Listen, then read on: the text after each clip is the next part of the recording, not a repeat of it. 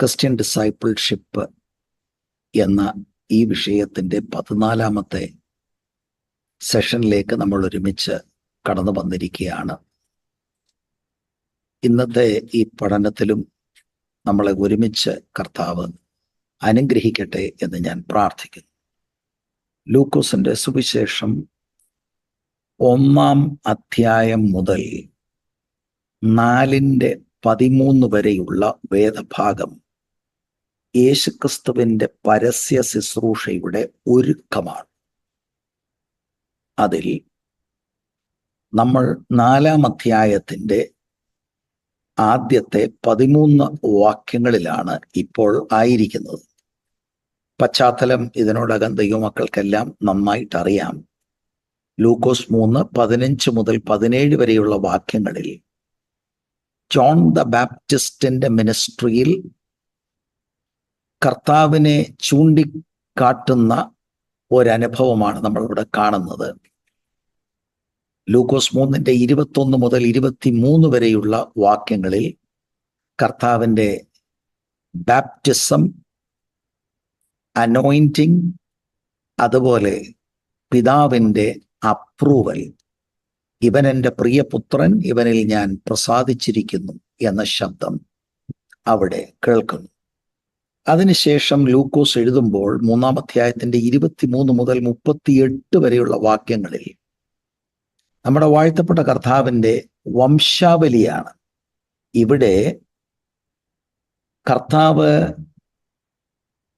ഹ്യൂമാനിറ്റിയോട് ചേർന്ന, അല്ലെങ്കിൽ കർത്താവിൻ്റെ ഹ്യൂമാനിറ്റി, കർത്താവ് ചേരുന്ന ആദമിലൂടെയുള്ള ആ ഒരു കണക്ഷൻ നമുക്ക് കാണുവാനായിട്ട് കഴിയും.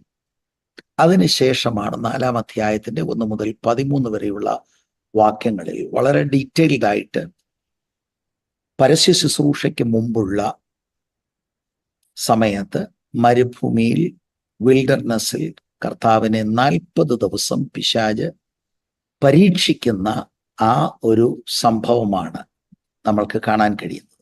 അതിലെ ക്ലൈമാക്സിൽ നടന്ന 3 പരീക്ഷണങ്ങളാണ് നമ്മളിപ്പോൾ ചിന്തിച്ചു കൊണ്ടിരിക്കുന്നത്. നമുക്കറിയാം, അതിൽ 3-ലും കർത്താവ് പരീക്ഷ ഘട്ടങ്ങളെ അതിജീവിച്ചു, പിശാചിനെ ഓവർകം ചെയ്തു, അങ്ങനെ പബ്ലിക് മിനിസ്ട്രിക്ക് തയ്യാറായി. പിന്നീട് പബ്ലിക് മിനിസ്ട്രിയാണ് നമ്മൾക്ക് കാണാൻ കഴിയുന്നത്. നമ്മുടെ വാഴ്ത്തപ്പെട്ട കർത്താവ് പിശാചിനെ അതിജീവിച്ചത് ആത്മാവിൻ്റെ ശക്തിയോടെയും ദൈവ വചനത്തിലൂടെയുമാണ്. പരീക്ഷ എന്നൊക്കെ പറയുമ്പോൾ this is in his humanity. അതാണ് നമ്മൾ ലൂക്കോസിന്റെ സുവിശേഷത്തിലൂടെ ചിന്തിക്കുന്നത്. We know he is God. പക്ഷെ അവിടുത്തെ ഹ്യൂമാനിറ്റിയിൽ അവിടുന്ന് എങ്ങനെ ജീവിച്ചു, ശുശ്രൂഷിച്ചു എന്ന കാര്യങ്ങൾ നമ്മൾ ശ്രദ്ധിക്കുന്നത്. യേശുവാണ് നമ്മുടെ റോൾ മോഡൽ. അതുപോലെയാണ് നാം ജീവിക്കണം എന്ന് ദൈവം നമ്മളെക്കുറിച്ച് ആഗ്രഹിക്കുന്നത്. ഞാൻ ഒരു എപ്പിസോഡിൽ പറഞ്ഞതാണ്, എങ്കിലും ഒരു പ്രാവശ്യം കൂടെ ഓർപ്പിക്കാൻ എനിക്ക് നിയോഗമുണ്ട്.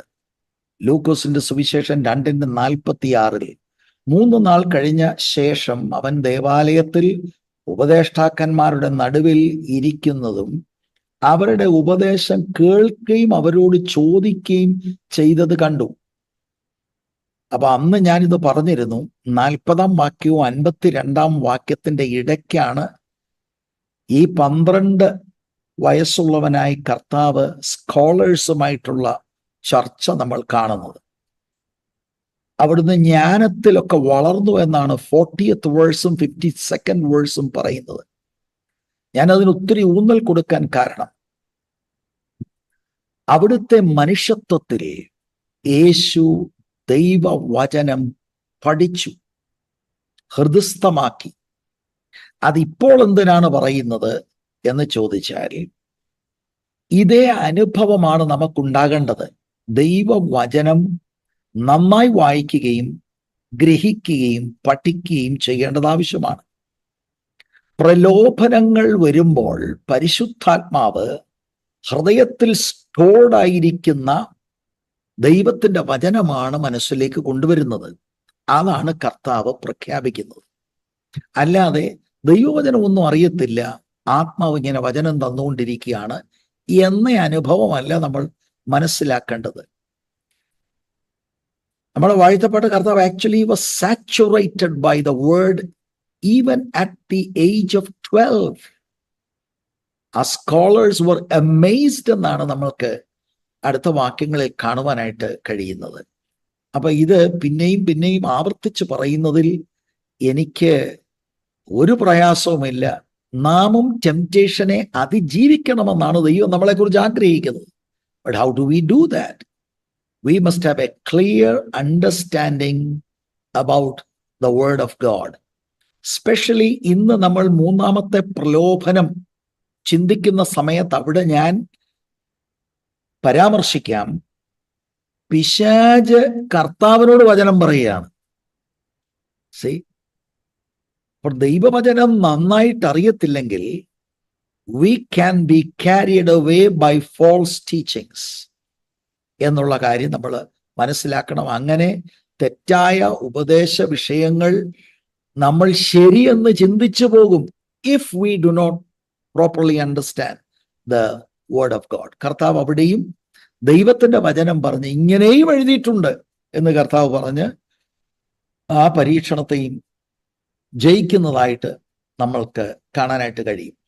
മാത്രമല്ല, ഈ ഒരു ശൈലി, ഈ പ്രലോഭനങ്ങളെക്കുറിച്ച് നാം, കർത്താവിനെ അനുഗമിക്കുന്ന നമ്മൾ കൃത്യമായി അറിഞ്ഞിരിക്കണമെന്ന് കർത്താവ് ആഗ്രഹിച്ചു എന്നതാണ് എൻ്റെ ചിന്ത.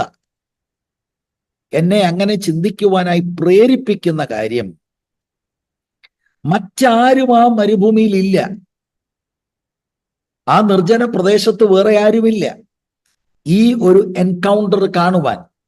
അപ്പൊ ഉറപ്പായിട്ടും ഈ എക്സ്പീരിയൻസ് കർത്താവ് ശിഷ്യന്മാർക്ക് കൈമാറി. അങ്ങനെയാണിത് നമ്മൾക്ക് കിട്ടിയിരിക്കുന്നത്. എന്തിനിത് കൈമാറി കർത്താവ്? that we may understand how to overcome temptations by the power of the Holy Spirit and by the power of the word of God. അതുകൊണ്ട് നമ്മൾ ഇത് കൃത്യമായിട്ട് മനസ്സിലാക്കി ഇരിക്കണം. 4-ാം അധ്യായം 1 മുതൽ 13 വരെയുള്ള വാക്യങ്ങളിലാണ് നമ്മുടെ വാഴ്ത്തപ്പെട്ട കർത്താവിനെ വിൽഡർനെസ്സിൽ പിശാച് ടെംപ്റ്റ് ചെയ്യുന്ന ഭാഗം. അതിൽ ആദ്യത്തെ 2 വാക്യങ്ങളിൽ ഈ പ്രലോഭനങ്ങളുടെ സന്ദർഭം എന്ന് പറയുന്നത്, യേശു പരിശുദ്ധാത്മാവ് നിറഞ്ഞവനായി യോർദാൻ വിട്ടു മടങ്ങി ആത്മാവിനെ മരുഭൂമിയിലേക്ക് നടത്തി എന്നത് നമ്മൾക്ക് കാണുവാനായിട്ട് കഴിയും. അപ്പൊ he's totally under the control of the holy spirit. The spirit is leading him. അപ്പൊ ഈ എൻകൗണ്ടർ വിത്ത് ദ ഡെവിൾ മുഴുവനും ദൈവത്തിന്റെ മേൽനോട്ടത്തിലാണ്, അല്ലാതെ ദൈവം അറിയാതെ അങ്ങനെ പെട്ടെന്ന് ഉണ്ടായതല്ല. ഇതെല്ലാം സർവാധിപത്യമുള്ള ദൈവത്തിന്റെ മേൽനോട്ടത്തിലാണ് എന്നുള്ളത് വളരെ കൃത്യമായിട്ട് നമുക്ക് കാണാൻ കഴിയും. 4-ാം അധ്യായത്തിന്റെ 3-4 വാക്യം അപ്പത്തിന് വേണ്ടിയുള്ള പ്രലോഭനമാണ് ആദ്യത്തെ ടെംപ്റ്റേഷൻ. അത് നമ്മൾ ചിന്തിച്ചതായോണ്ട് ഞാനിത് ഒന്ന് നിങ്ങളുടെ ഹൃദയം ഒന്ന് റിഫ്രഷ് ചെയ്യാൻ വേണ്ടി പറഞ്ഞു മുന്നോട്ട് പോകുകയാണ്. ശരിക്കും ഈ പ്രലോഭനം പിതാവിന്റെ സ്നേഹത്തെയും കൺസേണിനെ കുറിച്ചും കർത്താവിനെ ടെംപ്റ്റ് ചെയ്യുകയാണ്, ചിന്തിപ്പിക്കുകയാണ്. 40 ദിവസം ഭക്ഷണം കഴിക്കാതെ ഉപവസിക്കുകയും പ്രാർത്ഥിക്കുകയും ചെയ്യുകയായിരുന്നു. അതിന്റെ അവസാനത്തിൽ കർത്താവിന് വിശന്നു. നാച്ചുറലി ഇവൻ എൻ്റെ പ്രിയപുത്രൻ, ഇവനിൽ ഞാൻ പ്രസാദിച്ചിരിക്കുന്നു എന്ന് പിതാവ് പറഞ്ഞ ആ സ്റ്റേറ്റ്മെന്റിന്റെ അടിസ്ഥാനത്തിൽ, if he is such a caring father and a loving father, why is he not providing for you എന്ന ഒരു ടെംപ്റ്റേഷൻ, പിതാവിന്റെ സ്നേഹത്തെയും ആ കെയറിനെയും ഒക്കെ ചോദ്യം ചെയ്യുന്ന, ഡൗട്ട് ചെയ്യത്തക്കവണ്ണമുള്ള ഒരു പ്രലോഭനമായി നമുക്ക് ഇത് ചിന്തിക്കാനായിട്ട് കഴിയും. അപ്പം ഇവിടുത്തെ ആ പ്രലോഭനം എന്നുള്ളത് അങ്ങനെ ഡൗട്ട് ചെയ്യുകയാണെങ്കിൽ, you are the son of God. Since you are the son of God, ഇത് എത്രയോ വലിയ നീടുള്ള സമയമാണ്. You have the power to make these stones into bread. Do it. എന്ന് പറഞ്ഞാൽ പിതാവിന്റെ നടത്തിപ്പിൽ നിന്നും പരിശുദ്ധാത്മാവിന്റെ നടത്തിപ്പിൽ നിന്നും ഇൻഡിപെൻഡൻ്റായി ഫിസിക്കൽ നീഡ് സാറ്റിസ്ഫൈ ചെയ്യുവാനുള്ള പ്രലോഭനമായിട്ട് നമ്മളത് മനസ്സിലാക്കണം. പക്ഷേ കർത്താവ് അതിനെ അതിജീവിക്കുന്നതായിട്ട് നമ്മൾ കാണാൻ കഴിയും. മനുഷ്യൻ അപ്പം കൊണ്ട് മാത്രമല്ല, ദൈവത്തിന്റെ വായിൽ നിന്ന് വരുന്ന വചനം കൊണ്ടും ജീവിക്കും. കർത്താവ് ഇംപേഷ്യന്റ് ആയില്ല. He patiently waited for the father's providence എന്ന് നമ്മൾക്ക് കാണാൻ കഴിയും. അപ്പൊ ഇതൊക്കെ നമ്മൾ ചിന്തിക്കുമ്പോൾ നമ്മൾ കേവലം മനുഷ്യരാണ്. നമ്മൾ ദൈനംദിന ജീവിതത്തിൽ ഇതൊക്കെ അഭിമുഖീകരിക്കുന്നവരാണ്. കർത്താവ് അഭിമുഖീകരിച്ച ടെംപ്റ്റേഷൻ കർത്താവിന് യുണീക്കാണ്. നമുക്കൊരിക്കലും നമ്മുടെ മനസ്സിൽ കല്ലപ്പമാകാനുള്ള ചിന്തയൊന്നും വന്നിട്ടില്ല. കാരണം നമ്മളെ കൊണ്ട് സാധ്യമല്ല. ജീസസിന് ഇത് യുണീക്ക് ആണെങ്കിലും ഇതിൽ അന്തർലീനമായി കിടക്കുന്ന principles can be applied to us. പെട്ടെന്ന് നമുക്കൊരു ഭൗതിക നീഡ് വരുമ്പോൾ ദൈവത്തിന്റെ കരുതലിനെയും സ്നേഹത്തെയും എത്രയെത്ര തവണ പലരും ചോദ്യം ചെയ്തിട്ടുണ്ട്. എന്നിട്ട് ദൈവത്തിന്റെ നടത്തിപ്പും ദൈവത്തിന്റെ ഹിതത്തിൽ നിന്ന് മാറി നമുക്കിഷ്ടമുള്ള ബോധിച്ചതുപോലെയുള്ള ചില കാര്യങ്ങൾ ചെയ്ത് നമ്മൾ നമ്മുടെ ഫിസിക്കൽ നീഡ്, നമ്മുടെ ഹങ്കർ ആകട്ടെ, മറ്റെന്തെങ്കിലും കാര്യങ്ങളാകട്ടെ, ഇതൊക്കെ നമ്മൾ സാറ്റിസ്ഫൈ ചെയ്യാൻ ശ്രമിച്ചിട്ടുള്ളവരാണ്.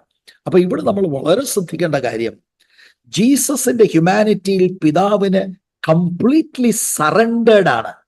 പിതാവും പുത്രനും തമ്മിലുള്ള ഈ അഭേദ്യ ബന്ധം, ഈ ഒരു ധാരണയെ മാറ്റുവാനുള്ള ഒരു പ്രലോഭനമായിട്ട് നമ്മൾ ഇത് ചിന്തിക്കണം. ഇത് മനസ്സിലാക്കി, അതിന്റെ പ്രിൻസിപ്പിൾ മനസ്സിലാക്കി നമ്മുടെയും ജീവിതത്തിൽ ചിലപ്പോൾ ഒരു സാമ്പത്തിക വിഷയമായിരിക്കാം, ചിലപ്പം ഈവൻ ജസ്റ്റ് ലൈക്ക് ദിസ് ഒരു ഹങ്കറിന്റെ വിഷയമായിരിക്കണം. റീസോഴ്സസ് ഒന്നുമില്ല. Suddenly we become so impatient and we are not willing to just humble ourselves and wait for the father's providence. നമുക്ക് ഇഷ്ടമുള്ള പോലൊക്കെ ചെയ്യും. അങ്ങനെ പാളിപ്പോകുന്ന അനുഭവങ്ങളുണ്ട്. പ്രത്യേകിച്ച് ഞാൻ നിങ്ങളോട് പറഞ്ഞ ഒരു കാര്യം ഞാൻ വ്യക്തിപരമായി മനസ്സിലാക്കുകയും നിങ്ങൾക്ക് ഇത് പറയണമെന്നെനിക്ക് എൻ്റെ മനസ്സിലുള്ള ഒരു ചിന്തയോടെ ഞാൻ പറയാം. ഇത് ജനറലി എല്ലാ വിശ്വാസികൾക്കും അപ്ലൈ ചെയ്യാമെങ്കിലും വിശേഷാൽ ഈ 3 പ്രലോഭനങ്ങളും കർത്തൃവേല ചെയ്യുന്ന എല്ലാവരും നിർബന്ധമായി ഇത് മനസ്സിലാക്കിയിരിക്കണം. എത്രയെത്ര തവണ അല്ലേ ഭൗതിക ആവശ്യങ്ങൾക്ക് വേണ്ടി ദൈവം തരുന്ന നിയോഗങ്ങളും അഭിഷേകവും വരദാനങ്ങളെയൊക്കെ ദുർവിനിയോഗം ചെയ്ത് ഫിസിക്കലായിട്ടുള്ള കാര്യങ്ങൾ സാറ്റിസ്ഫൈ ചെയ്യാൻ, may be material things or financial things, ഇതൊക്കെ സാറ്റിസ്ഫൈ ചെയ്യാൻ നമ്മളൊക്കെ പലരും അങ്ങനെയൊക്കെയുള്ള കുരുക്കുകളിൽ പെട്ടുപോകുന്ന അനുഭവങ്ങളുണ്ട്. അപ്പൊ ഇതൊക്കെ നമുക്കൊരു മുന്നറിയിപ്പാണ്. കർത്താവിന്റെ മാതൃക നമുക്ക് ഏറ്റെടുത്ത് ജയാളികളായി തീരുവാൻ കർത്താവ് കൃപ ചെയ്യട്ടെ. 4-ാം അധ്യായത്തിന്റെ 5 മുതൽ 8 വരെയുള്ള വാക്യങ്ങൾ പിശാചിനെ നമസ്കരിക്കാൻ ഉള്ള പ്രലോഭനമാണ്. പിശാച് കർത്താവിനെ ഉയർന്ന ഒരു സ്ഥലത്ത് കൊണ്ടുപോയി ഈ ലോകത്തിലെ എല്ലാ രാജ്യങ്ങളും അതിന്റെ മഹത്വവും കാണിച്ചിട്ട് പറയുകയാണ്, എന്നെ വീട് നമസ്കരിക്കണം, ഇതെല്ലാം ഞാൻ തരാം. അപ്പൊ അത് നമ്മൾ കണ്ടതാണ്. ശരിക്കും ക്രൂശിന്റെ വഴിയെ പോകണ്ട. പിതാവ് വെച്ചിരിക്കുന്ന വഴി ക്രൂശിന്റെ വഴിയാണ്, കഷ്ടാനുഭവങ്ങളുടെ വഴിയാണ്. എന്തിനാണ് ഇതിന് പുറകെ പോകുന്നത്? ഞാൻ ഇപ്പൊ തന്നെ തരാമല്ലോ. Why wait for that? ഇത്രയും നാള് കഴിഞ്ഞിട്ട് then you get the kingdom promised to you when you go through the way of the cross. I will give it to you now. Avoid the cross എന്ന ആ വലിയ ടെംപ്റ്റേഷനാണ് നമ്മൾ ഇവിടെ കാണുന്നത്. പക്ഷേ അതിനെയും കർത്താവ് അതിജീവിക്കുന്നതായിട്ട് നമ്മൾക്ക് കാണാൻ കഴിയും. He overcame that temptation. നമ്മളും മനസ്സിലാക്കണം, നമ്മുടെ ഓരോരുത്തരുടെയും ജീവിതത്തിൽ ദൈവത്തിന്റെ ഹിതങ്ങൾ, ദൈവാലോചന, ദൈവത്തിന്റെ വാഗ്ദത്തങ്ങളെ പ്രാപിക്കുവാൻ നമ്മൾ ഷോർട്ടർ റൂട്ടുകൾ, തന്ത്രപരമായി നമ്മുടെ മനസ്സിൽ ഉരുത്തിരിയുന്ന ചില ഷോർട്ടർ റൂട്ടുകൾ നമ്മൾ അങ്ങനെ എടുത്ത് ദൈവത്തിന്റെ ഹിതത്തിൽ നിന്ന് പാളിപ്പോകുന്ന അനുഭവങ്ങൾ ഉണ്ടാകാൻ സാധ്യതയുണ്ട്. ദൈവം ഒരു വാഗ്ദത്തം നമുക്ക് തന്നിട്ടുണ്ടെങ്കിൽ ദൈവത്തിന്റെ സമയമുണ്ട്, ദൈവത്തിന്റെ വഴിയുണ്ട്. അല്ലാതെ അത് ഞാൻ എങ്ങനെയെങ്കിലും അതിന്റെ പൂർത്തീകരണത്തിലേക്ക് നയിക്കപ്പെടും, കാരണം ഏതായാലും ദൈവത്തിന്റെ ഹിതമാണല്ലോ എന്നുള്ള ആ ന്യായം തെറ്റാണ് എന്നതാണ് നമുക്ക് ഇതിലൂടെ കാണുവാൻ കഴിയുന്നത്. The end justifies the means എന്നുള്ള ഒരു തത്വമാണ് പലരും എടുക്കുന്നത്. ജീസസ് ഈ ഒരു പ്രലോഭനത്തെ അതിജീവിച്ചു, ജയാളിയായി. മൂന്നാമത്തെ പ്രലോഭനം 4-ാം അധ്യായം 9 മുതൽ 12 വരെയുള്ള വാക്യം ഞാൻ പ്രാരംഭത്തിൽ ഒന്ന് വായിക്കാം. അപ്പൊ ഇവിടെ ദൈവത്തിന്റെ സംരക്ഷണം പരീക്ഷിക്കാനുള്ള പ്രലോഭനമാണ്. പിന്നെ അവനെ യെരുശലേമിലേക്ക് കൂട്ടിക്കൊണ്ടുപോയി ദേവാലയത്തിന്റെ അഗ്രത്തിന്മേൽ നിർത്തി അവനോട്, നീ ദൈവപുത്രനെങ്കിൽ ഇവിടെ നിന്ന് താഴോട്ട് ചാടുക. 10-ാം വാക്യം, നിന്നെ കാപ്പാൻ അവൻ തൻ്റെ ദൂതന്മാരോട് നിന്നെക്കുറിച്ച് കൽപ്പിക്കുകയും നിന്റെ കാൽ കല്ലിനോട് തട്ടാത്ത വണ്ണം അവർ നിന്നെ കയ്യിൽ താങ്ങിക്കൊള്ളുകയും ചെയ്യും എന്ന് എഴുതിയിരിക്കുന്നുവല്ലോ എന്ന് പറഞ്ഞു. 12-ാം വാക്യത്തിൽ യേശുവിന്റെ മറുപടി, യേശു അവനോട്, നിന്റെ ദൈവമായ കർത്താവിനെ പരീക്ഷിക്കരുത് എന്ന് അരുളി ചെയ്തിരിക്കുന്നു എന്ന് ഉത്തരം പറഞ്ഞു.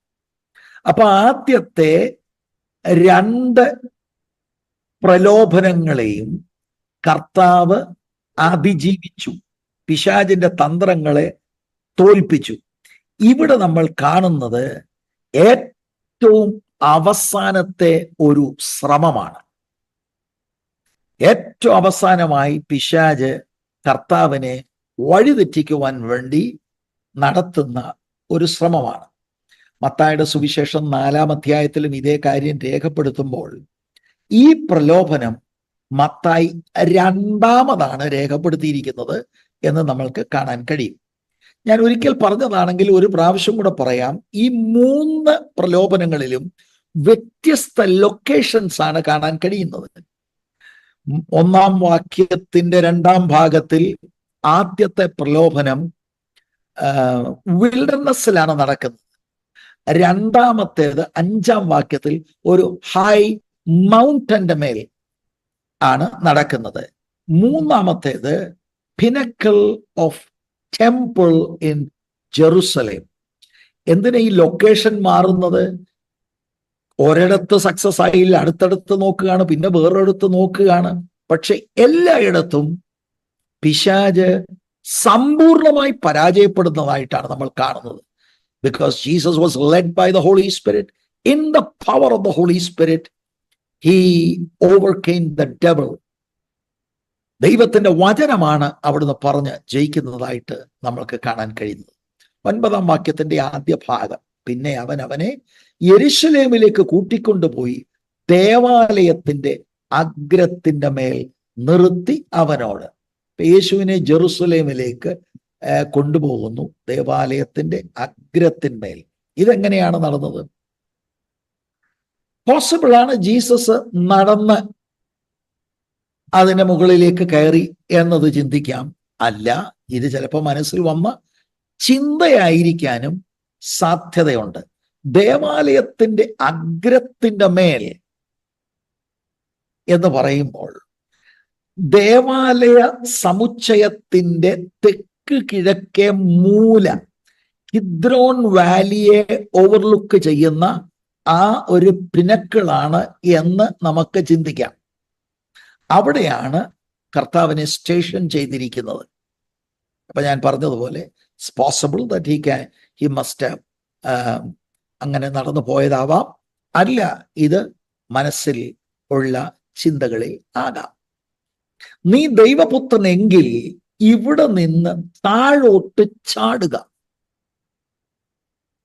നീ ദൈവപുത്രൻ എങ്കിൽ എന്നുള്ളത് ഞാൻ ഓൾറെഡി നിങ്ങളോട് പറഞ്ഞിട്ടുണ്ട്. Since you are the son of God, നീ ദൈവപുത്രനാണല്ലോ, because you are the son of God, താഴോട്ട് ചാടുക. ഹോളി യുവർ സെൽഫ്, തന്നെത്താൻ എടുത്ത് ചാടാനുള്ള ഒരു പ്രലോഭനമാണ്. അപ്പൊ അങ്ങനെ ചാടിയാൽ കുഴപ്പമൊന്നും വരത്തില്ലെന്നാ. കാരണം 10-11 വാക്യത്തിൽ ഗ്യാരണ്ടി കൊടുക്കുക, you are not going to hurt yourself. No, കാരണം ദൂതന്മാര് നിന്നെ താങ്ങിക്കൊള്ളും എന്ന് ദൈവവചനം 2 വാക്യങ്ങളാണ് ഉദ്ധരിക്കുന്നത്. പിശാചിന്റെ ഓരോ പ്രലോഭനത്തിനും കർത്താവ് മറുപടിയായി പറയുന്നത് ദൈവത്തിന്റെ വചനമാണ്. ആദ്യത്തെ 2 ടെംപ്റ്റേഷനിൽ നമ്മൾ അത് കണ്ടു.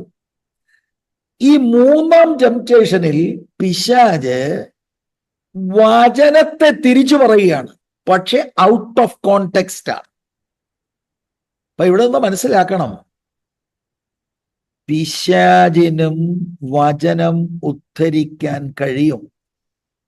അങ്ങനെ പിശാച് എടുത്തു ചാടാൻ പറഞ്ഞതിനെ പിന്താങ്ങാൻ വേണ്ടി 2 വാക്യങ്ങൾ ഔട്ട് ഓഫ് കോണ്ടെക്സ്റ്റ് എടുത്ത് ഉപയോഗിക്കുകയാണ്.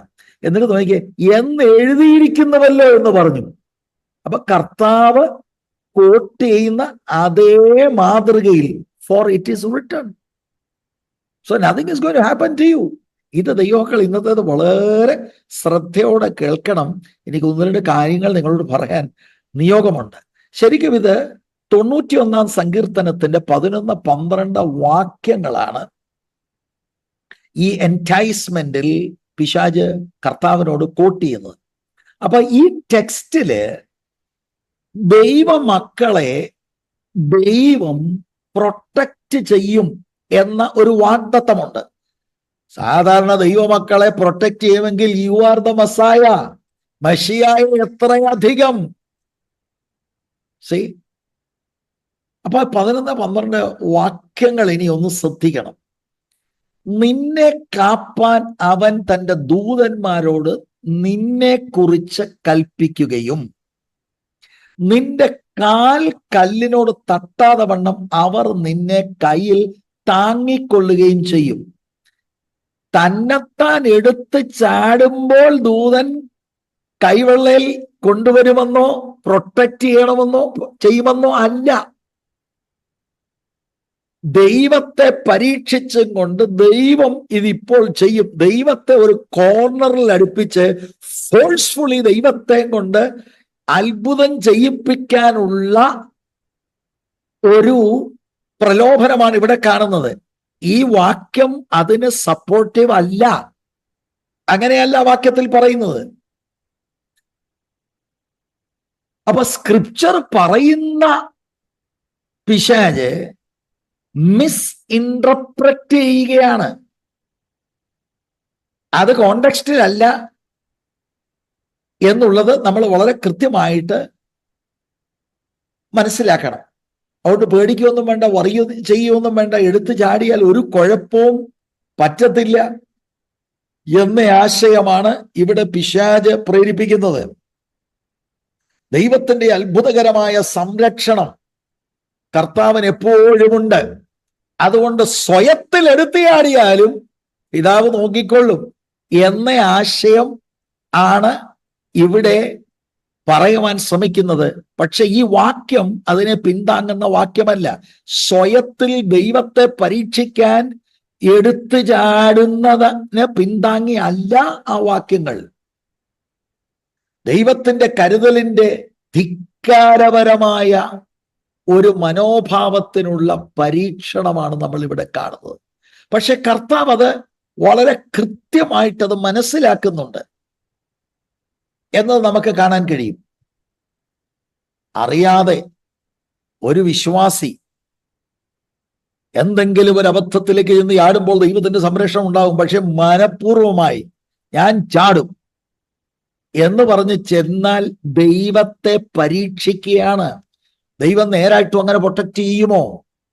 ദൈവത്തിന്റെ വചനത്തിലുള്ള തികഞ്ഞ ആശ്രയമില്ലായ്മ കാണിക്കുന്ന ഒരു കാര്യമാണ് പ്രിസംഷ്യസ് ആയി കാര്യങ്ങൾ ചെയ്യുന്നത് എന്നതാണ്. ശരിക്കും അത് ലാക്ക് ഓഫ് ഫെയ്ത്തിന്റെ ഒരു സൈനാണ്. അപ്പൊ ഇങ്ങനെയുള്ള ടെസ്റ്റുകൾ ദൈവത്തിന്റെ മക്കൾക്കും ഉണ്ടാകാം എന്നുള്ള കാര്യം നമ്മൾ ഈ തരുണത്തിൽ ചിന്തിക്കണം. ഇവിടെ പിശാച് ഇങ്ങനെ പ്രലോഭനം അഴിച്ചു വിടുമ്പോൾ എന്താണ് പിശാച് ആഗ്രഹിക്കുന്നത്? ഒന്ന്, ക്രൂശീകരണത്തിന് മുമ്പ് കർത്താവ് മരിക്കും. നമ്മുടെ പാപങ്ങൾക്ക് പരിഹാരമായി നമുക്കൊരു സബ്സ്റ്റിറ്റ്യൂട്ടായി കാൽവറി ക്രൂശിൽ യാഗമായി തീരും എന്നുള്ള പഴയ നിയമ പ്രവചനങ്ങളുണ്ട്. സങ്കീർത്തനം 22 മുഴുവനും മെസ്സിയാനിക് പാസേജ് ആണ്. ഇതുപോലെ യെശയ്യാവ് 53. ഇതൊക്കെ നടക്കാതെ അതിനു മുൻപ് this was an attempt to kill Jesus before the cross. രണ്ടാമത്തെ ഒരു കാര്യം,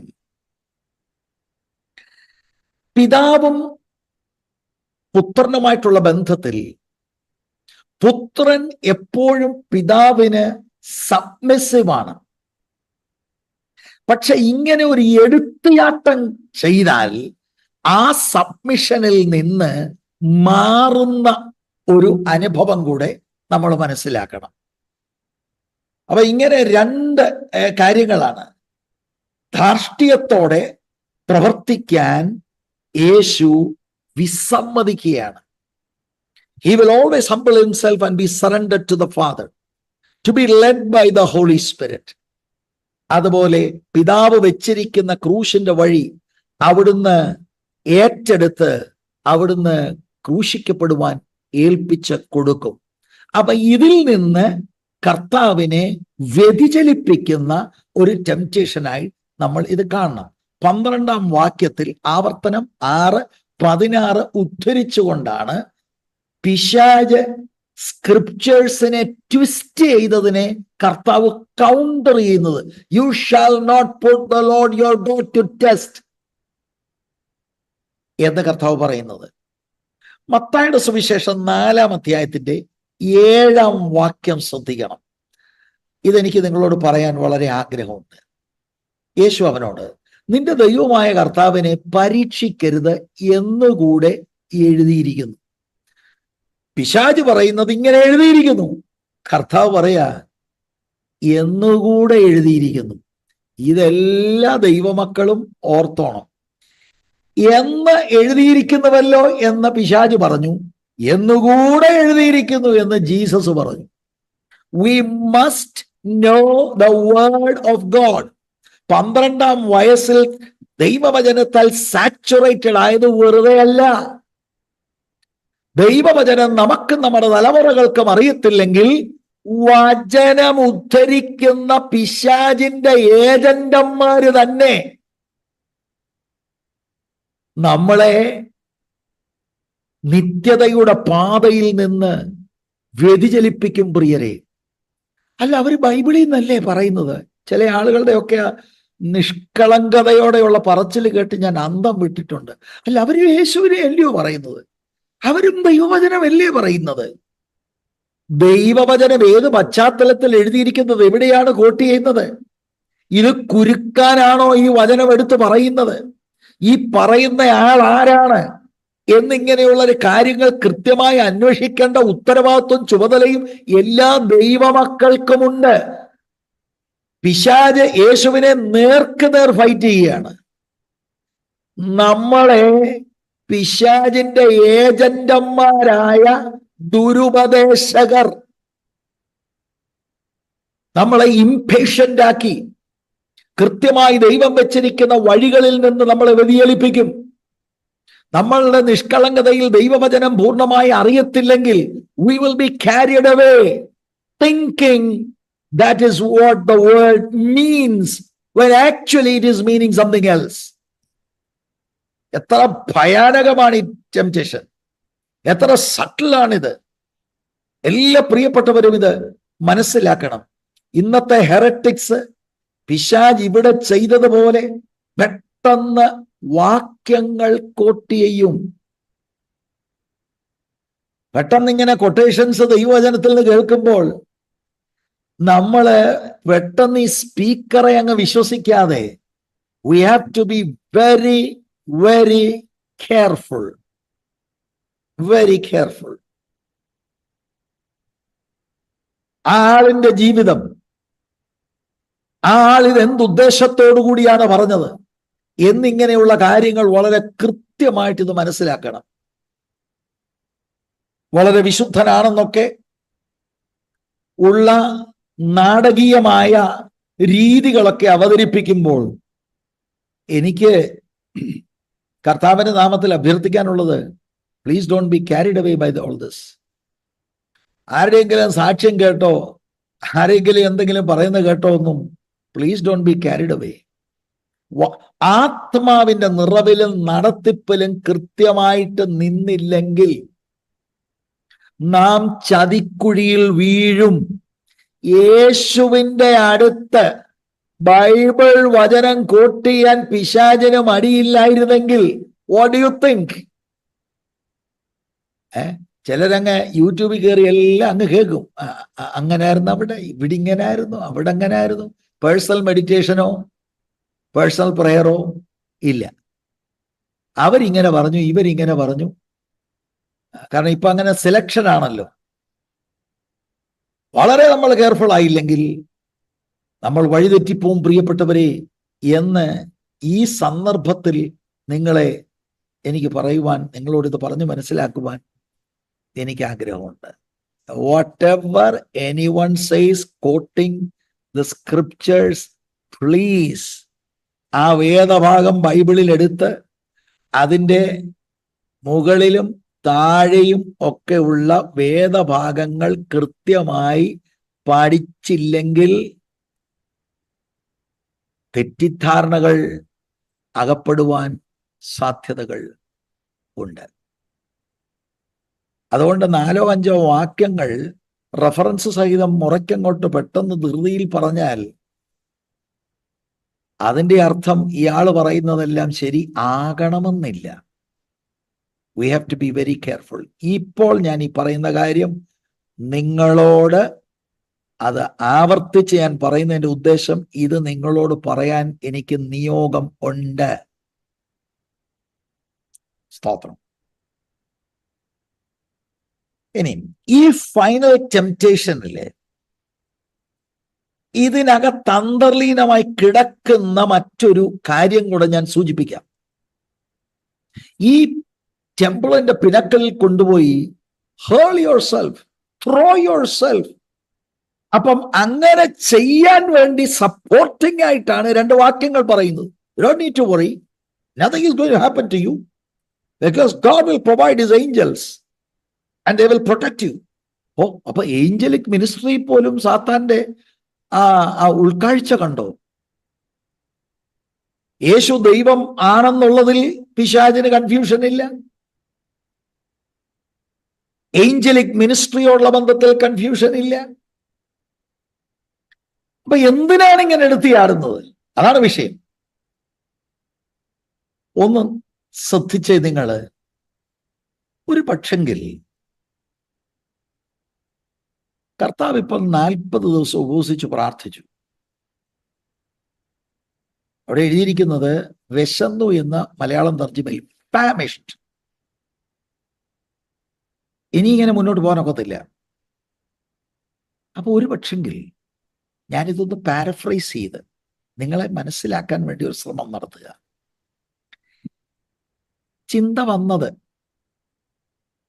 ആ തെറ്റായ ആലോചന വന്നത്, ഇങ്ങനെയൊക്കെ പോയി ഈ ബലഹീനതയിൽ ഈ വചനമൊന്നും പറഞ്ഞിട്ടൊന്നും വലിയ കാര്യമൊന്നുമില്ല. വചനം പറഞ്ഞ ആര് വരാനാ? നീ ഇതിന്റെ മണ്ടയ്ക്കോട്ട് കീറി അങ്ങോട്ട് പോകുന്ന ആ കാഴ്ച, അങ്ങനെ അങ്ങോട്ട് പോകുമ്പോൾ അയ്യോ, ദേവാലയത്തിൽ വന്നിരിക്കുന്നവരെല്ലാം കൂടെ സ്റ്റണ്ടാകും. What is he going to do? ആ പിനക്കളിന്റെ അറ്റത്ത് നീ ചെന്നങ്ങോട്ട് നിൽക്കണം. ആളുകളെല്ലാം അമ്പം പിടിക്കുകയോ എന്തോ ചെയ്യാൻ പോവാ. ഒരൊറ്റ ചാട്ടം. എനക്കൊന്നും പേടിക്കാനൊന്നുമില്ല. ചാടുകയും ദൂതന്മാരിതാ വന്ന് നിന്നെ താങ്ങുന്നു.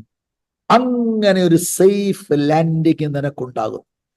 ആളുകളെല്ലാം വാവ് എന്ന് പറഞ്ഞ് നിൽക്കുമ്പോൾ നീ അങ്ങോട്ട് പറയണം, ദൈവത്തിന്റെ വചനവും ദൈവരാജ്യവും എല്ലാവരും നിന്നിൽ വിശ്വസിക്കും എന്ന് പറഞ്ഞതിന്റെ ആശയം സെൻസേഷനലിസം.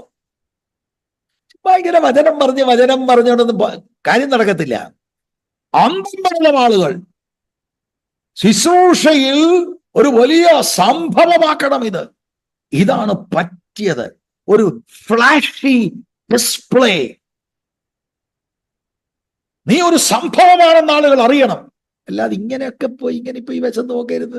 ഒരു ദൈവത്തിന്റെ പുത്രനൊക്കെ പറഞ്ഞാൽ അങ്ങനെ ഒരു സ്പെക്ടക്കിൾ, ഒരു സെൻസേഷൻ ആകണം എന്ന ഒരു ചിന്ത ഒരു പക്ഷെങ്കിൽ ഇതിനകത്ത് കാണും. അല്ല, ഇതിനകത്ത് ഞാൻ പറഞ്ഞല്ലോ പ്രാരംഭത്തിൽ തന്നെ, ഈ 3 പ്രലോഭനങ്ങളും കർത്താവിന്റെ പരസ്യ ശുശ്രൂഷയ്ക്ക് മുൻപ് നടക്കുകയാണ്. ശുശ്രൂഷയിലേക്ക് ഇറങ്ങുന്നവരും ശുശ്രൂഷയിലായിരിക്കുന്നവരുമെല്ലാം ശ്രദ്ധിക്കേണ്ട അതിപ്രധാനമായ 3 പ്രലോഭനങ്ങളാണ്. അതിലിപ്പോൾ നമ്മൾ ചിന്തിക്കുന്ന ഇതൊന്ന് നമ്മുടെ മനസ്സിലൊന്ന് കരുതിക്ക്. ഇതല്ലേ പലരെയും പിടിച്ചിരിക്കുന്നത്. ഫ്ലൈറ്റ് കയറുമ്പോൾ പ്രവചനവരം കിട്ടുമെന്നാ പറയുന്നത്. ഇല്ലാത്തതും ഉള്ളതും എല്ലാം. എന്താ ബ്രദറെ, പ്രവചനവരം ഉണ്ടോ? അങ്ങനൊക്കെ ചോദിച്ച് കുഴക്കരുതേ, അല്ലേ? നമ്മൾ അങ്ങ് പറയുക, എന്താ എന്തേലുമൊക്കെ ഉണ്ട്. ഞാനേ കുറെ വർഷങ്ങൾക്ക് മുമ്പ് US ഒന്ന് വന്നതാ. അവിടെ എന്നോട് ഒരു അച്ചായൻ ചോദിച്ചു, എന്തൊക്കെ വരങ്ങളാ ഉള്ളത്?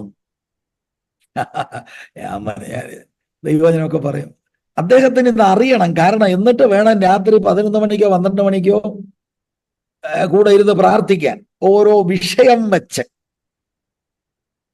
സ്തോത്രം, പ്രൈസ് ദി ലോർഡ്. അപ്പം ഈ ശുശ്രൂഷകർ അണ്ടർ സ്ട്രെസ് ആണ്. ഒന്നും ഇല്ലേലും ഒന്ന് പറയും. അങ്ങനെ പറയുമോ പാസ്റ്റർ എന്ന് ചോദിച്ചാൽ ഒരനുഭവം പറയാൻ പോവാ. നേരിട്ട് എന്നോട് പറഞ്ഞതാ.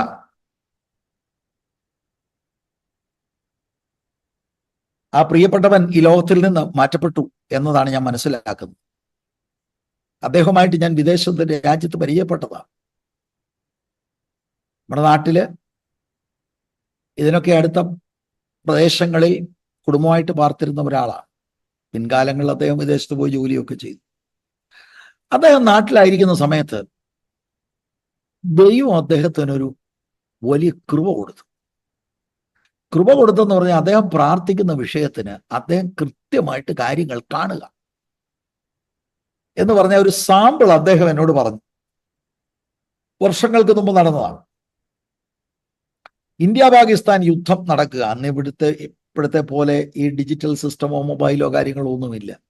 ഏതായാലും കൊള്ളാം. പട്ടാളത്തിലായിരിക്കുന്ന ഒരു സ്നേഹിതന്റെ എഴുത്തുകൾ കിട്ടിയിട്ട് നാളുകളായി. ഭാര്യ ഭയങ്കരമായ പ്രയാസത്തിലായി. അങ്ങനെ പ്രാർത്ഥിക്കുകയാണ്. പ്രാർത്ഥിച്ചുകൊണ്ടിരിക്കുമ്പോൾ ഇദ്ദേഹം ഒരു ദൂത് പറഞ്ഞു. ദൂത് ഇതാണ്: ബാബു എന്ന് പേരുള്ള പോസ്റ്റ്മാൻ അദ്ദേഹത്തിന്റെ എഴുത്തുകൊണ്ട് നിങ്ങളുടെ കയ്യിൽ തരും. അദ്ദേഹം മരിച്ചു പോയിട്ടില്ല. യോഗം എല്ലാം കഴിഞ്ഞിട്ട് ആളുകൾ തേടാൻ, നമ്മുടെ പോസ്റ്റ്മാന്റെ പേര് ബാബു അല്ലല്ലോ. അപ്പൊ ഈ പറഞ്ഞ ദൂത് ശരിയാകും. അങ്ങനെ യോഗമൊക്കെ പിരിഞ്ഞു കേട്ടോ. ചില ആഴ്ചകൾ, എനിക്കൊന്ന് ഒരാഴ്ച 10 ദിവസമൊക്കെ കഴിഞ്ഞപ്പോൾ ട്രാൻസ്ഫർ നടന്നു. ബാബു എന്ന് പേരുള്ള പോസ്റ്റ്മാൻ നിയോഗിക്കപ്പെട്ടു. അയാൾ കൊണ്ട് ഭാര്യയുടെ കയ്യിൽ ഭർത്താവിന്റെ എഴുത്തു കൊടുത്തു. ഇത്ര ഷാർപ്പായിരുന്നു അദ്ദേഹത്തിന്റെ ദൂതുകൾ.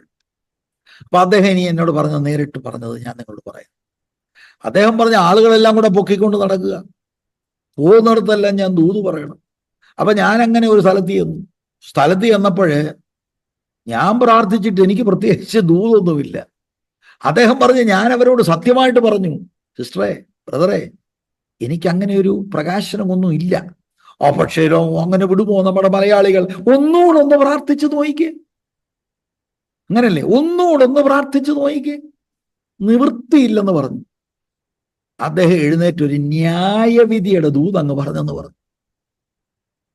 ദൈവം കൊടുത്തതല്ല, എങ്ങനെങ്കിലും രക്ഷപ്പെട്ടു പോകണ്ടേ? അതിന് നമ്മുടെ ആളുകൾ ചിലർ ഉപയോഗിക്കുന്ന ഒരു പ്രയോഗം ഞാൻ അങ്ങ് ഉപയോഗിക്കുക കേട്ടോ, ക്ഷമിക്കണേ. അങ്ങനെ പുള്ളി ഒരു തട്ട് തട്ടി. എന്നോട് ഇദ്ദേഹം നേരിട്ട് പറഞ്ഞത് പറയാം. അന്ന് എൻ്റെ കൃപ നിന്നതാ, കൃപാവരം നിന്നെന്ന് പറഞ്ഞു. ഇങ്ങനെ നിന്ന പലരുണ്ട്. ഇപ്പൊ ഫാൻ ഇവിടെ കറങ്ങിക്കൊണ്ടിരിക്കുക, ഓഫ് ചെയ്താലും കറങ്ങിക്കൊണ്ടിരിക്കുക. പഴയതിന്റെ വെളിച്ചത്തിൽ കറക്കമൊന്നും നിൽക്കത്തില്ല. സ്തോത്രം. ആ അന്യഭാഷയുടെ രീതിയെ, പിന്നെ ഞെട്ടല് വെട്ടല് ഇതെല്ലാം കാണും. മനസ്സിലായോ? സെൻസേഷനലിസം. ചുമ്മാ ഇങ്ങനെ പോയി ദൈവവചനം പറഞ്ഞ് ഉപദേശിയ എന്നൊന്നും പറഞ്ഞു കഴിഞ്ഞാൽ ഇവിടുന്ന് മാർക്കറ്റിംഗ് ഇല്ല, ഇതൊന്നും ശരിയല്ല, ഒന്നും നടക്കത്തില്ല. ശുശ്രൂഷയ്ക്കൊരു ഗുമ്മ് വേണം, ഗുമ്മ്. ഗുമ്മ് വേണമെങ്കിൽ എന്ത് ചെയ്യണം? എടുത്ത് ചാടണം. നിനക്കൊട്ടൊന്നും പറ്റത്തുമില്ല. നീ താഴെ വന്ന് ലാൻഡ് ചെയ്താൽ പിന്നെ അങ്ങോട്ട് വചനം പറഞ്ഞ ആളുകളെല്ലാം എന്ത് ചെയ്യും? അംഗീകരിക്കും. ഇങ്ങനെ എന്തെല്ലാം. അയ്യോ, ഇവിടെ ചിലരുടെയൊക്കെ കാണും. ഞാൻ ഈ അടുത്ത ദിവസങ്ങളിൽ ഒരു പുള്ളിയുടെ കണ്ടു. ലൈറ്റിന്റെ അകമ്പടി, എന്തെല്ലാം ലൈറ്റുകളാണെന്നറിയാമോ? ലൈറ്റുകൾ, ഭയങ്കര ദൂത്. നിങ്ങൾ രണ്ടുപേരും എഴുന്നേറ്റ് നിൽക്കണം, എഴുന്നേറ്റ് നിന്ന് അമേരിക്കൻ വിസ അടിക്കുന്നു. അവിടെ ഭയങ്കര ആളാണ്. മനസ്സിലായോ? ലൈറ്റുകള്, പിന്നെ ഭയങ്കര ഭയങ്കര സെറ്റപ്പുകള്, ലക്ഷക്കണക്കിന് രൂപ അങ്ങോട്ട് മറിക്കുന്നത്. എന്താണ്? ചുമ്മാ നിന്ന് പുൾപിറ്റിന്റെ പുറകെ നിന്ന് ഇങ്ങനെ ഈ വാക്യം പറയുന്നു, ആ വാക്യത്തിന്റെ അർത്ഥം ഇതാണെന്നും പറഞ്ഞാൽ മൈൻഡ് ചെയ്യത്തില്ല. സ്പെക്ടാക്കുലർ ആകണം, സെൻസേഷനിലാകണം, എന്തൊക്കെയോ നമുക്കുണ്ടെന്നൊരു ഭാവം. ഈ പിടിയിലല്ലേ ഇന്ന് പലരും ആയിരിക്കുന്നത്, അല്ലേ? സ്തോത്രം. ചിലരെ സംബന്ധിച്ചിടത്തോളം ഇതൊന്നുമല്ല, ആരോടും മിണ്ടുകയില്ല, മിണ്ടാതെ മുറിക്കാതെ. ഭയങ്കര വിശുദ്ധനാ, ഭയങ്കര വിശുദ്ധനാ, അതുകൊണ്ട് മുറിക്കാത്തിരിക്കും. കാണണമെങ്കിൽ ടിക്കറ്റ് വെച്ചാ ആരോടും മിണ്ടത്തില്ല. പിള്ളേരത് വഴി ആരോടും മിണ്ടത്തില്ല. കാരണം അവള് ഭയങ്കര വിശുദ്ധിയാ. എന്റെ പ്രിയരെ, യേശു ഇങ്ങനെ ആയിരുന്നോ? അവിടുന്ന് സമൂഹത്തിലല്ലേ, അവിടുന്ന് ആളുകളെ സ്നേഹിച്ചില്ലേ? എന്തോ ആണ് ഈ കാണിക്കുന്നത്? നല്ല സൂപ്പറായിട്ടാണ് വാസ്തവത്തിൽ പലരും ഈ ടെംപ്റ്റേഷനുകളിൽ അവര് പെട്ടുപോകുന്നത്. മറ്റൊരു കാര്യം ഞാൻ ഇതിനകത്ത് പറയാം, വളരെ ഡേഞ്ചറസ് ആയിട്ടുള്ള കാര്യം. നീ എടുത്ത് ചാടണം. അതെന്തിനാണ്? You are proving God. വിശ്വസിക്കും ബ്രദറെ. വാക്യം ഇങ്ങനെ കിടക്കുന്ന ബ്രദറെ, ഒന്നും നിങ്ങൾക്ക് പറ്റുന്നില്ല ബ്രദറെ. അങ്ങനെ പ്രലോഭനങ്ങൾ അഴിച്ച് ആളുകളെ വിശ്വാസമാണെന്ന് ധരിപ്പിച്ച് പലതിലും എടുത്ത് യാടിപ്പിക്കും. And that is not faith at all. Jesus എടുത്ത് യാടിയില്ല, കാരണം അതല്ല ഫെയ്ത്ത്. സ്റ്റെയർ കേസ് ഉള്ളപ്പോ താഴോട്ട് ഇറങ്ങി വരാം, അല്ലാതെ താഴെ വരാൻ എടുത്ത് ചാടി ദൂതന്മാരുടെ വാക്യം എടുക്കേണ്ട കാര്യമില്ല. പ്രിസംഷ്യസ് ഫെയ്ത്ത് പോലെ. This is a false view of faith. കാരണം വാക്യം കിടപ്പുണ്ട്. അതുകൊണ്ട് നീ ഒരു വണ്ടിക്ക് അങ്ങ് ബുക്ക് ചെയ്ത്. പണ്ടൊരാൾ എന്നോട് പറഞ്ഞു, ഏതോ വലിയ വലിയ വാഹനത്തെ പുള്ളി പോയി കൈ വെച്ചങ്ങ് പ്രാർത്ഥിക്കുകയാണ്. എന്തിന്? ആ വണ്ടി നമ്മുടെ വീട്ടിൽ വരുമെന്ന്. That is not faith at all. Prosperity ഗോസ്പലുകാരുടെ തെറ്റിദ്ധാരണയാണത്. രണ്ട് വാക്യത്തെ പ്രൂവ് ചെയ്യാൻ വേണ്ടി എടുത്തു ചാടുക. ഈ വാക്യം എന്റെ ജീവിതത്തിൽ നിറവേറാൻ വേണ്ടി. No, that's a false view of faith. ഇതൊക്കെയാണ് ഇപ്പോൾ പലയിടങ്ങളിൽ നടക്കുന്നത്. വാക്യം കോട്ട് ചെയ്തു, ബൈബിള് തുറന്നു, വാക്യം കോട്ട് ചെയ്തു. No, praise the Lord. ശരിയായ വിശ്വാസം എന്താണ് പ്രിയരെ? ദൈവത്തിന്റെ ഹിതത്തിന് നമ്മളെ തന്നെ താഴ്ത്തുന്നതാണ്. Mathai 6:10 your will be done on earth as it is in heaven. അല്ലാതെ ഏതെങ്കിലും ഒരു വാക്യം എടുത്തിട്ട് ഞാൻ ഔത്തിൽ എടുത്തിയാടുന്നതല്ല വിശ്വാസം. ആ വാക്യങ്ങൾ അല്ലെങ്കിൽ ഇവിടുത്തെ പറഞ്ഞ വാക്യമല്ല, ഏതെങ്കിലും ഒരു വാക്യം ആത്മാവ് നമ്മൾക്ക് തന്ന് ഒരു ഗ്യാരണ്ടി തരികയാണെങ്കിൽ you can bet your life on it. അല്ലാതെ എനിക്ക് തോന്നുന്ന ഇഷ്ടമുള്ള വാക്യങ്ങൾ ഏതെങ്കിലും എടുത്തു വെച്ച് ഞാൻ വിശ്വസിക്കുന്നു, അങ്ങനാണെങ്കിൽ പണ്ട് ഞാൻ കേട്ടിട്ടുണ്ട്, നേരോ കള്ളമോ പത്രോസ് വെള്ളത്തിന് മീതെ നടന്നു, അതുകൊണ്ട് ഞാനും വെള്ളത്തിന്റെ മീതെ നടക്കും. വിശ്വസിക്കുന്നു, ഞാൻ കേട്ടതനുസരിച്ച് മുങ്ങിപ്പോയെന്നാ. എങ്ങനെയാ പത്രോസ് നടന്നത്? വ്യക്തിപരമായി കർത്താവ് പറഞ്ഞു കം. ആ ദൂതന്മേൽ അർപ്പിച്ച ആശ്രയമാണ് ഫെയ്ത്ത്. Price the Lord. ഈ മൂന്നാമത്തെ ഈ പ്രലോഭനത്തെയും കർത്താവ് അതിജീവിച്ചു. He overcame the temptation of the devil. നോക്കിയേ, 4-ാം അധ്യായത്തിന്റെ 12-ാം വാക്യം. യേശു അവനോട്, നിന്റെ ദൈവമായ കർത്താവിനെ പരീക്ഷിക്കരുത് എന്ന് അരുളി ചെയ്തിരിക്കുന്നു എന്ന് ഉത്തരം പറഞ്ഞു. പ്രിസംഷൻസ് ആണ്, പരീക്ഷിക്കുകയാണ്. Testing God, just like Israel tested God in the wilderness. കർത്താവ് അത് അതിജീവിക്കുന്നു. പിശാചിന്റെ ആ തന്ത്രത്തെ ഓവർകം ചെയ്യുന്നതായിട്ട് കാണാൻ കഴിയും. ഇനി 13-ാമത്തെ വാക്യം, അതുകൂടെ നമുക്ക് ചിന്തിച്ചിട്ട് ഈ നമ്മുടെ സെഷൻ നമുക്ക് അവസാനിപ്പിക്കാം. ആൻഡ് അടുത്ത ആഴ്ചയിൽ ഗോഡ് വില്ലിംഗ് കർത്താവ് നസ്രയത്തിലേക്ക് പോകുന്ന ആ ഒരു വേദഭാഗം 14-ാമത്തെ വാക്യം മുതൽ നമുക്ക് ചിന്തിക്കുവാൻ ഇടയായി തീരട്ടെ. Why are we learning all this?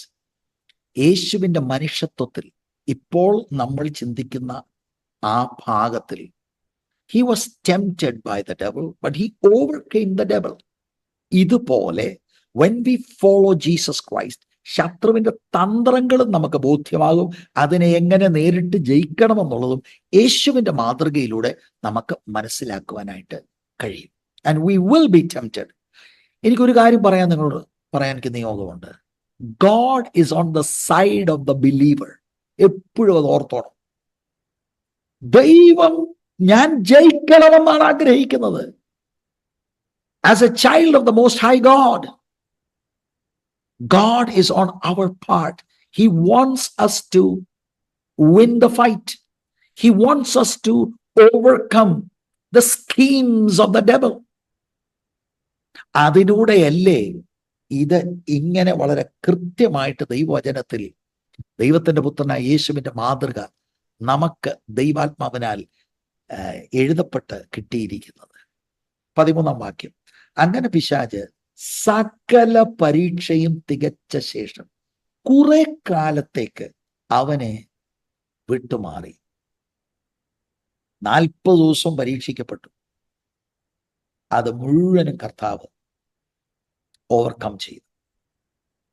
Mathai 4:10 യേശു അവനോട്, സാത്താനെ എന്നെ വിട്ടുപോ എന്നൊരു പ്രയോഗം അത് ലൂക്കിൽ ഇല്ല. അപ്പൊ പിശാചിനെ തോൽപ്പിച്ചിട്ട് പിശാചിനെ ഡിസ്മിസ് ചെയ്യാണ്. And Satan left him until an opportune moment. സ്തോത്രം.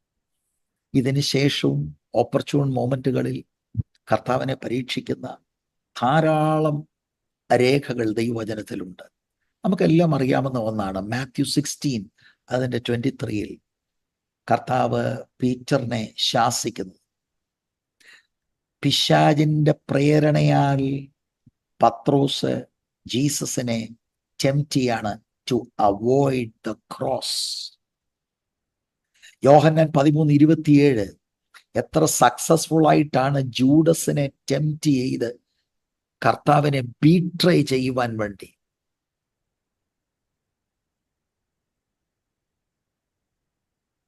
ഓപ്പർച്യൂൺ മൊമെന്റുകളിൽ കർത്താവിനെ ഇങ്ങനെ പരീക്ഷിച്ചുകൊണ്ടേ ഇരുന്നു. All throughout his life he was tempted by the devil. ഏറ്റവും ലാസ്റ്റ് ടെംപ്ടേഷനാണ് ഗെത്സമനയിൽ നമ്മൾ കാണുന്നത്. കഴിയുമെങ്കിൽ ഈ പാനപാത്രം എന്നിൽ നിന്ന് നീക്കണം, എങ്കിലും എൻ്റെ ഇഷ്ടമല്ല അവിടുത്തെ ഇഷ്ടം നിറവേറണം എന്ന് കർത്താവ് പറഞ്ഞ് പിതാവിൻ്റെ കരത്തിൽ സകലതും ഭരമേൽപ്പിക്കുന്നതായിട്ട് നമുക്ക് കാണുവാനായിട്ട് കഴിയും. അപ്പൊ നമ്മളൊരു കാര്യം മനസ്സിലാക്കണം, നമ്മുടെ എല്ലാവരുടെയും ജീവിതത്തിൽ ടെംപ്ടേഷൻസ് ഉണ്ടാകും. ഒരുപാട് പാഠങ്ങൾ നമുക്ക് പിശാച് കർത്താവിനെ ഈ പരീക്ഷിക്കുന്നതിൽ നിന്ന് നമുക്ക് മനസ്സിലാക്കാൻ കഴിയും. അത് നമ്മൾ മനസ്സിലാക്കിയിരിക്കണം. ഇതേ സ്ട്രാറ്റജി തന്നെ വിശുദ്ധന്മാർക്കെതിരെയും പിശാച് ഉപയോഗിക്കും. ദൈവത്തിന്റെ സ്നേഹത്തെ ഡിസ്ട്രസ് ചെയ്യാനും ദൈവത്തിന്റെ നമ്മോടുള്ള ബന്ധത്തിലും ശുശ്രൂഷയുള്ള ബന്ധത്തിലുള്ള പ്ലാനുകളെ നമ്മൾ മനസ്സിലാകാതെ ഇംപേഷ്യന്റ് ആകുവാനും ഒക്കെ നമുക്കെതിരെയും പിശാചിന്റെ തീയസ്ത്രങ്ങൾ എയ്തു എന്ന് വരാം. സ്ക്രിപ്ചർ കോട്ട് ചെയ്തുകൊണ്ട് തന്നെ നമ്മളെ തിരിക്കാനുള്ള ശ്രമങ്ങൾ നടത്തി എന്ന് വരാം. അതുപോലെ നമ്മൾ മനസ്സിലാക്കണം, ചില പ്രത്യേക സാഹചര്യത്തിലാണ് മുഴുബലത്തോടെ സാത്താൻ അറ്റാക്ക് ചെയ്യുന്നത്. അത് ഇതിനകത്തും നമുക്ക് പഠിക്കാൻ കഴിയും. ഒന്ന്, ഒരു സ്പിരിച്വൽ ഹൈയിൽ നിൽക്കുന്ന സമയത്ത്, ഒരു രോഗസൗഖ്യമായി, അല്ലെങ്കിൽ പറഞ്ഞൊരു പ്രവചനം കൃത്യമായിരുന്നു, അങ്ങനെ എന്തെങ്കിലും, അല്ലെങ്കിൽ ദൈവത്തിന്റെ ഒരു പ്രത്യേക ഇടപെടലുണ്ടായി, അങ്ങനെ നിൽക്കുന്ന സമയം ആകാം. അല്ല, ഫിസിക്കലി വളരെ വീക്കായിട്ടിരിക്കുന്ന സമയത്തും വ്യത്യസ്തമാകുന്ന തെറ്റായിട്ടുള്ള ചിന്തകൾ, ദൈവത്തിനും ദൈവവചനത്തിനും ദൈവാലോചനയ്ക്കും നിരക്കാത്ത പല ചിന്തകൾ മനസ്സിനെ അലട്ടിയെന്ന് വരാം. ഇതൊക്കെ നമ്മൾ ഇതിനകത്തു നിന്നാണ് പഠിക്കുന്നത്. ഫൈനലായിട്ട് എനിക്ക് പറയാനുള്ളത്, എപ്പോഴും അലേർട്ടായിരിക്കണം, എപ്പോഴും പ്രാർത്ഥിക്കണം, ദൈവവചനത്തിൽ സമ്പൂർണ്ണ ആശ്രയം ഉണ്ടാകണം. Price the Lord. ഗാർഡ് ഒരിക്കലും താക്കരുത്. സ്പിരിച്വൽ ഹൈയിൽ നിൽക്കുമ്പോഴും വൾണറബിൾ ആയിട്ട് നിൽക്കുമ്പോഴും continue the prayer pattern, continue meditating on the word and trust in your father in heaven. He will never ever leave you. ഈ വചനങ്ങളിൽ നിന്ന് നമുക്ക് അങ്ങനെയുള്ള പാഠങ്ങൾ ഉൾക്കൊണ്ട് ജയാളികളായി തീരുവാൻ ദൈവത്തിൻ്റെ ആത്മാവ് നമ്മളേവരെയും സഹായിക്കട്ടെ എന്ന പ്രാർത്ഥനയോടെ ഈ സെഷൻ ഞാൻ നിർത്തുന്നു.